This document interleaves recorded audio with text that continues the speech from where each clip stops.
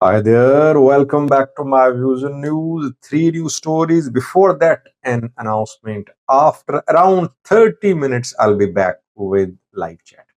Several viewers in comment section, in messages, asked me to resume live chats. I could not continue live chat because of traveling. Now, I think we can manage the live chat today. Hopefully, internet connection will be fine. So I'll be waiting. Looking forward to seeing you with your questions and comments after 30 minutes. And we'll focus on Tegarai today. What is going to happen there?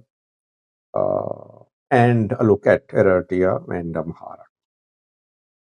Three news stories. First, viewers, has an OLA commander been captured by Kenyan forces? We know that Kenya is conducting an operation against Oromo Liberation Army. Rather, it's a joint operation. Kenyan and Ethiopian forces are conducting a joint operation. A man has been captured. Who is he? Ethiopian activists are claiming that he is an OLA commander, but who is he actually?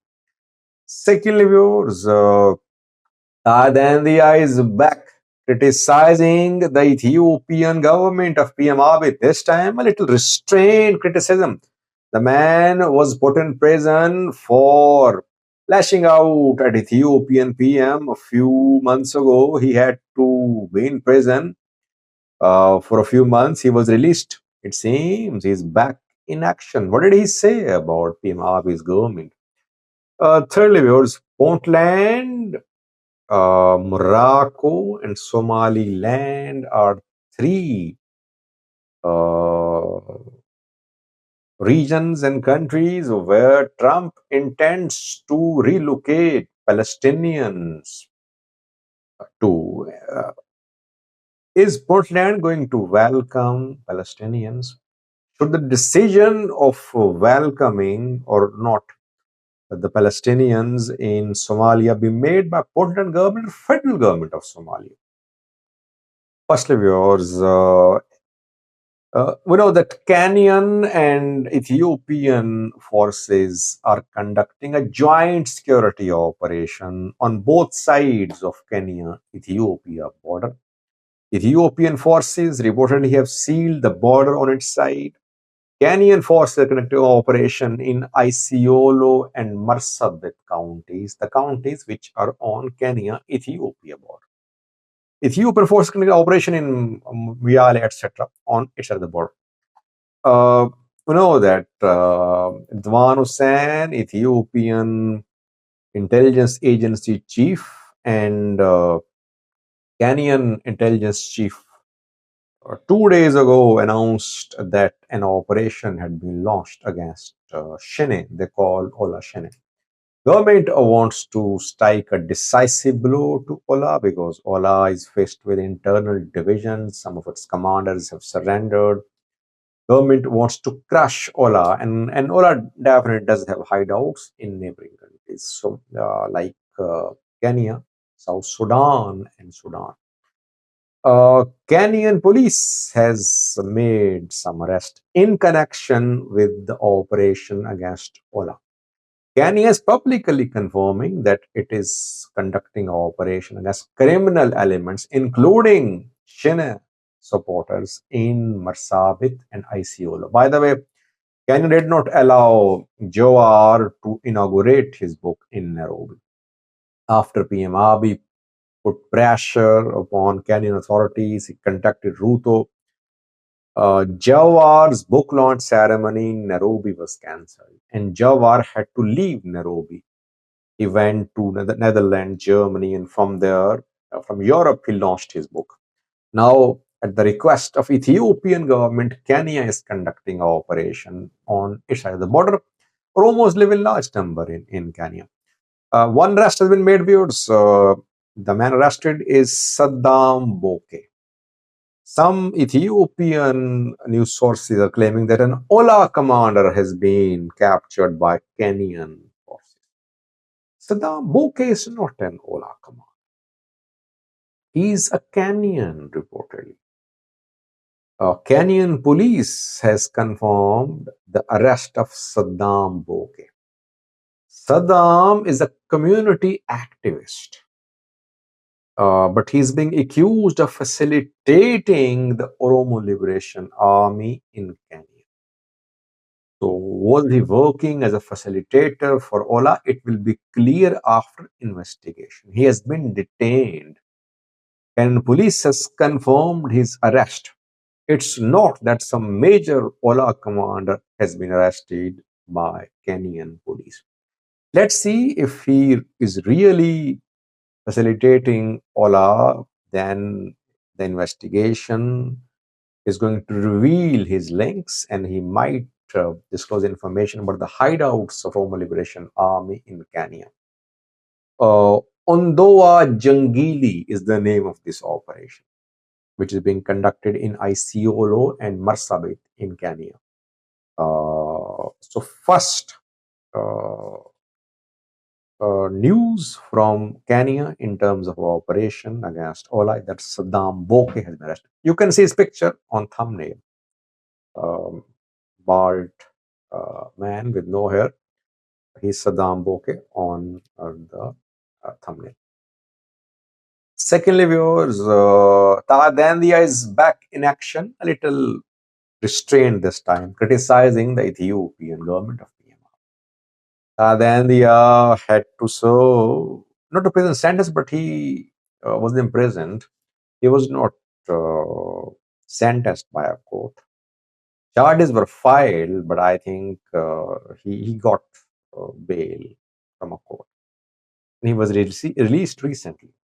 And he was arrested after he fiercely criticized Ethiopian PM, accused him of waging wars, leading to bloodshed and deaths of civilians across the country. He criticized Ethiopian PM Abiy and used very strong language against the Prime Minister. He was arrested, put in prison. Later, I think some deal was struck and he was released. He talked about the rally held by allegedly by Tigrayans in Addis Ababa yesterday. I did a video. Yes, I told you that it wasn't a rally planned by Tigrayans. It was government-backed, government-orchestrated rally. Yes, some participants could be Tigrayans too, but it was basically a government-backed rally. Government wants to justify its action if it takes action uh, in Tigray. That is why this rally was launched. Then the shared a very sarcastic post. He said, I did not know that in Addis Ababa you can oppose war. I did not know that Addis Ababa residents can oppose war. Perhaps that does not apply to Oromo and Amhara regions. Basically saying that if government wants to wage war, no one can oppose it. And government is hypocrite. It basically launches such rallies, but it is not pro-peace, it is pro-wars, pro-war. In Amhara, Oromia region, there is warlike situation. Why is that no rallies are being taken out against the war in Amhara, in Oromia? Because government is conducting military operations in these two regions. Government is basically hypocrite. This is what he meant. Restrained criticism so far by Taye Dandea, but if he resumes his fierce criticism of the Prime Minister of Ethiopia, Prosperity Party government, he might face the consequences which he faced in the past. Last viewers, Trump government is reportedly trying to relocate Palestinians to Puntland, Somaliland, and Morocco. It is being said uh, by Israeli officials. Trump has not personally named the three regions and countries, but Israeli officials say that Trump intends to relocate Palestinians from Gaza to Portland, Somaliland, and Morocco. Interestingly, Puntland government issued a statement yesterday. It welcomed Donald Trump's decision. Now, question viewers is what is the government of Somalia's policy on this issue? Such issues, such a decision should be made by the federal government of Somalia. It should decide whether to allow Palestinians to be relocated to Portland or not. Puntland is part of Somalia. Somalia is led by Hassan Sheikh, president of Somalia. But regional states are so powerful in Somalia that they make decisions unilaterally without getting any consultation, any advice, or any support from federal government. They don't need any support from federal government. They make decisions about foreign policy on their own, which is alarming. A country where regions are so strong that they have their own militaries, that they want to launch their own currencies, that and they want to form relation with other countries directly, it means that federation would be weak there. The federation is very weak. Federal government has no strong military, no strong institutions. That is why these regional governments are getting stronger and federal government is getting weaker, which is not good for unity in Somalia. Because one day these regions could announce independence. Somaliland announced independence. Portland could do the same as well. Thank you for watching.